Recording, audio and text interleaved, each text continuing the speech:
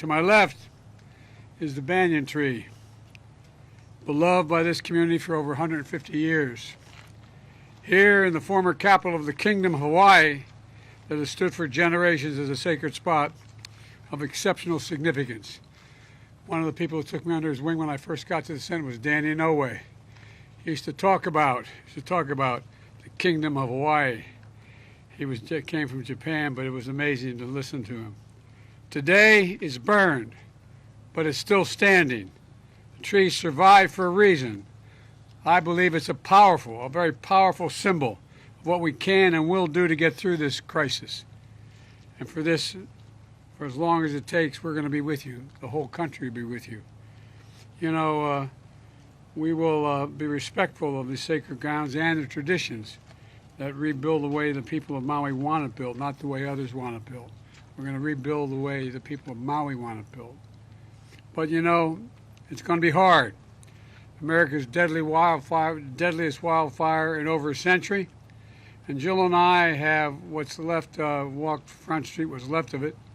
We've surveyed the damage from the air as well. The devastation is overwhelming. To date, 114 dead, hundreds of people unaccounted for. I remember when I got the call, my first wife and daughter, I was a young senator, and I got a call in Washington. I hadn't been sworn in yet. I wasn't old enough. And I was hiring staff in the Capitol at Teddy Kennedy's office. And I got a phone call saying from my fire department, and a young first responder kind of panicked, "You got to come home. There's been an accident." I said, "What happened?" He said, "Your wife, she's dead. Come home, come home." The tractor trailer had broadsided her and killed her in a car accident along with my little daughter. And I remember all the way down from Washington home wondering what a lot of people here are wondering. What about my two boys? How are they? They were in the car. I never got a read on that. Were they going to be all right? They were badly injured. Were they going to make it? Had they made it? Wasn't until I walked into the emergency room that I saw that they were there.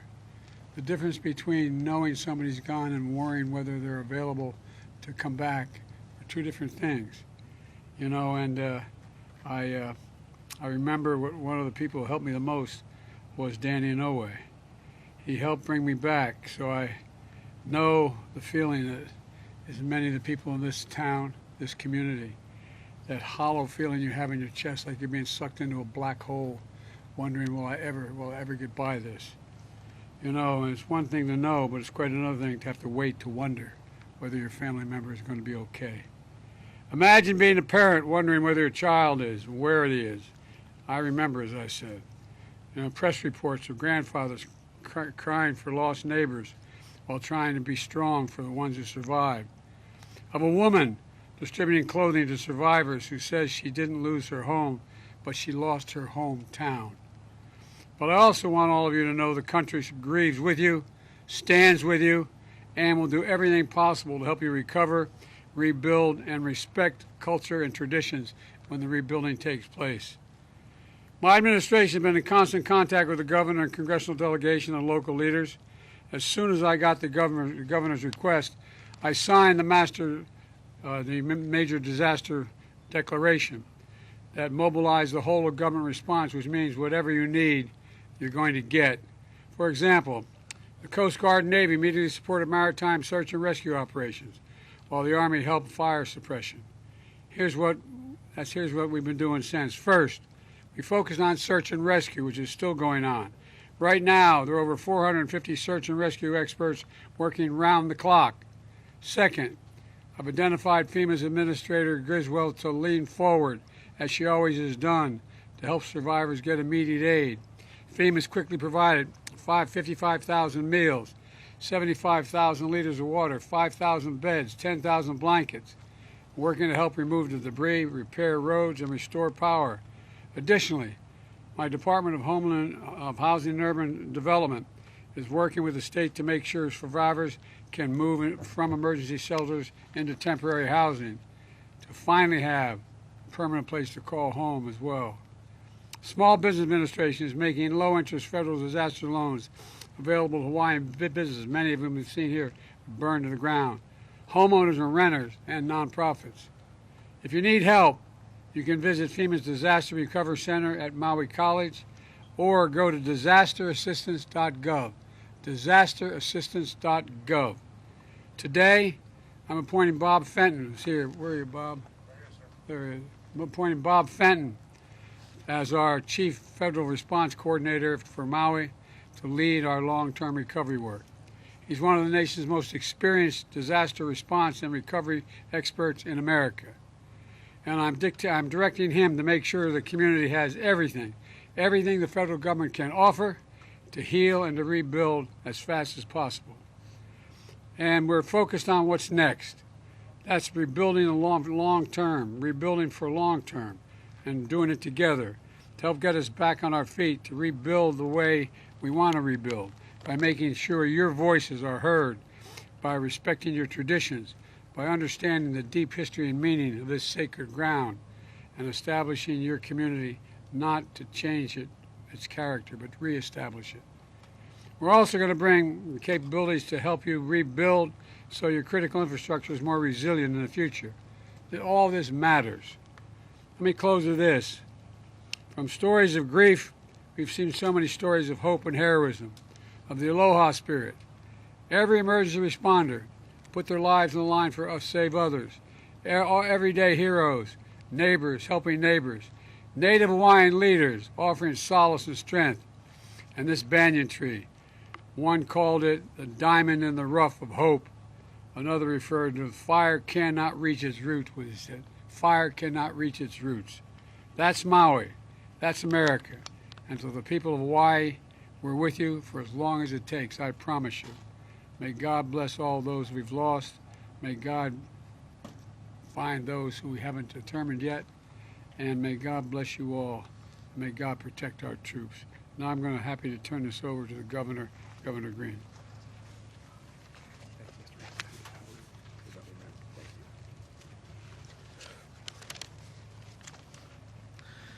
Thank you, Mr. President.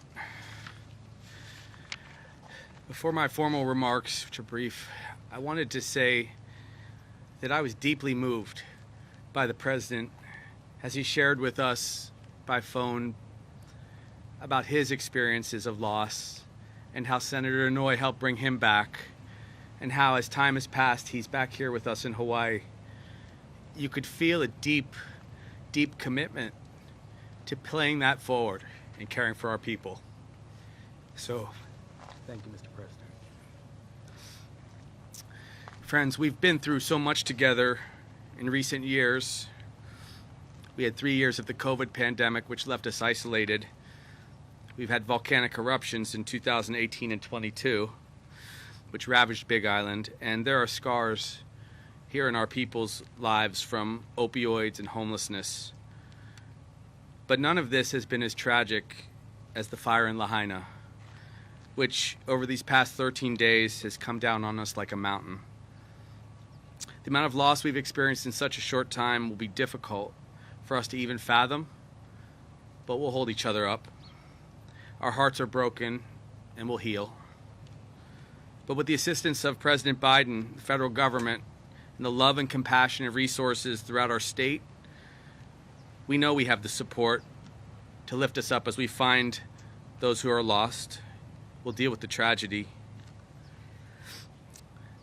The President, within 6 hours, met our needs with the federal movement. 6 hours.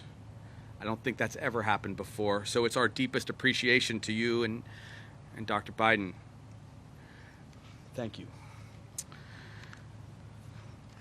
The people of Lahaina will need time, we know, to heal, to recover, to grieve. And thank you, Mr. President, for understanding that and for sharing, as we've shared, that Lahaina belongs to its people, and we're committed to rebuilding the way the people of Lahaina want. We want to emphasize that again. This land is for the people of Maui, and it's reserved as they return and rebuild. So we've instructed, with the wisdom of the President and the wisdom of other first responders and FEMA, to reach out to our Attorney General and enhance criminal penalties for those who would take advantage of our victims. She will share more about that in coming days. Right now, I want to speak to the world. When I say this, of course no one can travel to West Maui right now. We will share when that is possible again. Only returning residents and authorized emergency relief workers should come here now. But all of the other areas of Maui, friends, and the rest of Hawaii are safe. They're open, they're available. The mystique and love here, the aloha, is here for you. And the reason I say that is because when you come, you will support our local economy and help speed the recovery of the people that are suffering right now. The thousands and thousands of family members that may have had loss, who will still have to care for the others that remain. Briefly, to support those who have been affected by the fire, the American Red Cross has stepped up. Please support them. They're supporting our people. The Hawaii Community Foundation, again, another place you can lean in. We will assure that those resources go to the people that are suffering. Finally, there may never be another time in our state's history, ever, when we need to summon the spirit of aloha as deeply as we summon it today. So for the good of everyone who has been impacted, share aloha. Thank you for making that a part of what we are. The world is watching, and we will show them the true strength of our culture, our people, and all that we believe. And as they watch us heal, protect, and nurture one another, the world will be reminded why it loves and embraces Hawaii, and we embrace it. Aloha.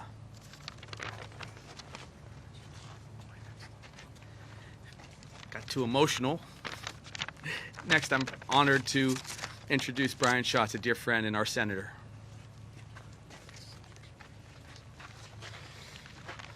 Aloha.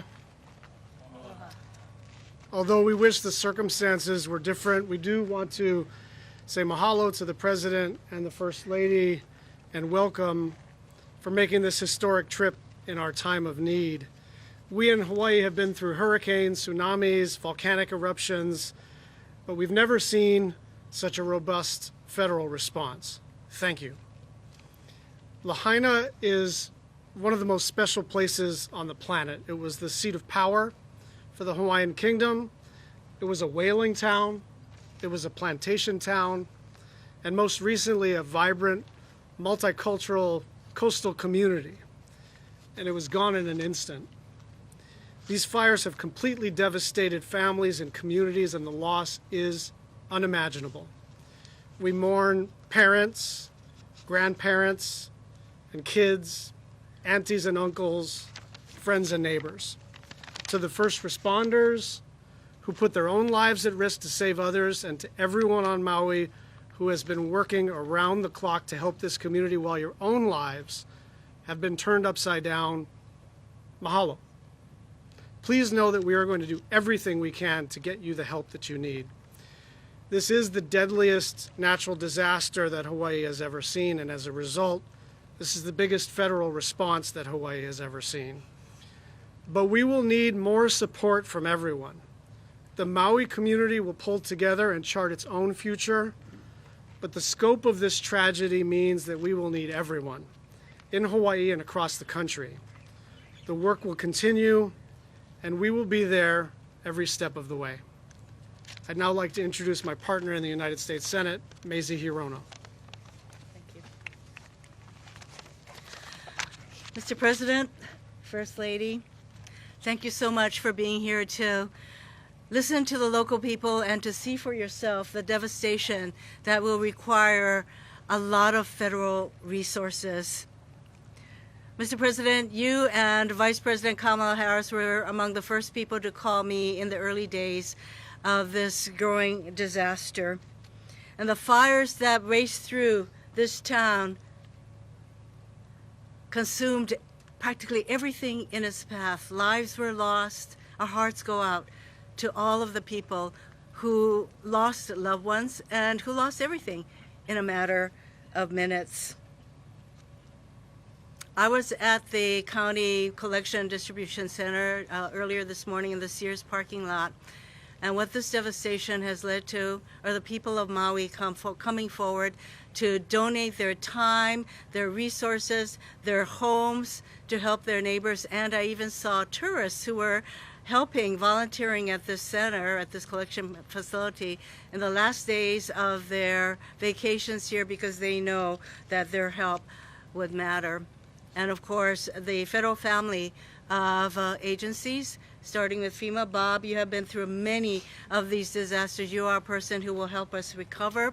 So all of our family of federal agencies, FEMA, the Department of Defense, Interior, HUD, Army Corps of Engineers, SBA, they were all here from the very beginning to provide the help that we need. And my hope is that Lahaina and Upcountry will rebuild in a way that we will listen to the people here. And that hope is represented by this banyan tree that stands here. Well, all around things burn, the banyan tree stands, and it is a symbol of hope. And when I talk with the arborist who is here to make sure that this tree survives, he said that the tree will tell us what it needs, and our job is to listen. And that is our job, to listen to the people of Maui, to listen to the people of Lahaina as we rebuild. Mahalo nui loa to all of you who are here, and most especially to the President, First Lady. We will rebuild, and we will rebuild listening to the voices and the values of the people here. Now I turn to Jill Takuda, our newest member.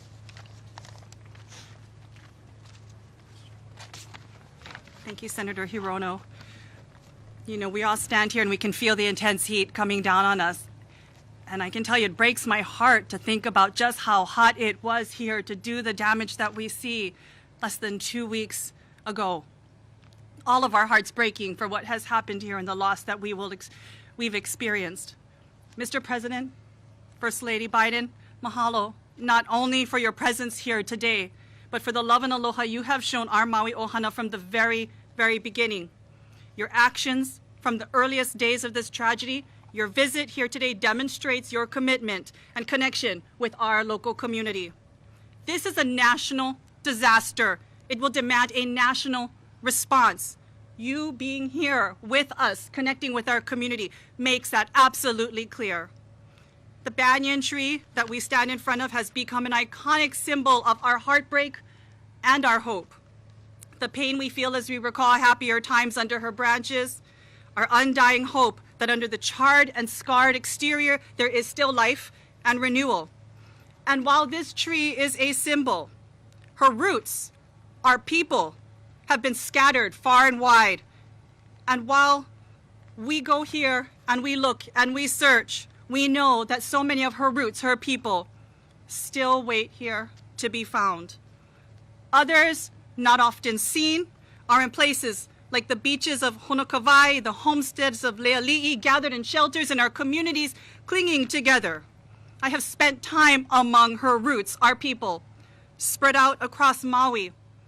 And like the urgent care and attention being given to our beloved banyan tree, her roots, our people, need that same urgent care and attention. They need everything from basic identification and documents, tents and water trailers, mental health care. We can heal the body, but this takes so much longer to recover from something like this. Basic Wi-Fi connections, air quality monitoring and testing, especially for many who still live in and around these areas. The needs are great, but so are the struggles of courage. I've sat and hugged a wife still looking for her husband till this day. I've heard of a child who does not want to leave the ocean because he thinks the fires will burn him. And I've seen the fear on the face of a survivor in their eyes because the wind blew too hard, and it took her back to that moment. We know some of our most difficult days still lie before us. It's going to be long. It's going to leave us feeling heavy with loss, frustrated, angry that we can't move faster. But if our roots, our people, are to not just survive but thrive, if there is to actually be renewal and life beneath these scars, these burns, then we must all draw, as has been said, on the wisdom of our kupuna and the lessons that they have taught us to live and lead with aloha and lokahi. We must remember that our strength is in our connections to one another, our ability to communicate and care with each other. The challenge we face before us will no doubt test our aloha. But if there's one thing I know absolutely 110% for sure, aloha always wins. Mahalo. I now bring up Mayor Bisson for some words. Mr. President, Dr. Biden, First Lady. Aloha winala kako. We are hurting because so many have lost so much. We are hurting because we know we have changed forever. We are hurting because not only we've lost our historical places and our homes, but we've lost our loved ones. This is a historical town. There's much to be learned from this place. Just behind me is the Pioneer Inn here on Maui. My mom worked there for 17 years. In the 70s and the 80s, I would spend much time here with her. That courthouse there is the original Lahaina courthouse. As a young prosecutor in 1987, I started my career in that courtroom. There's much memories for all of us, and that's why we hurt, because we don't have those anymore. But what we do have is help. All the help that's been mentioned by every person standing here, and more importantly, the heroes there facing horror and going after that. And that's the reason we can move forward. It's because we have the help. The community has come together. And when I say community, I mean the world's community, not just Maui, not just Hawaii, not just the United States of America, but all countries have come forward to help us. We brought that together. So what that leaves us with is hope. We have hope that we can put this together as we comfort those who have hurt so much and we try to heal. And so again, I'm here on behalf of the people of the county of Maui, Molokai, Lanai, to thank every one of you who have given to us, who have donated, who have offered their services, and especially the leaders behind me, who in each of their own ways have also helped us. And I want to just say how responsive the president has been. He called yesterday, asked for the help we needed. We talked a little bit about that, and within 2 hours, one of his cabinet members called me back to answer my question. So we've been getting all the help that we need, again, because we want to let our people know that there is hope. Mahalo.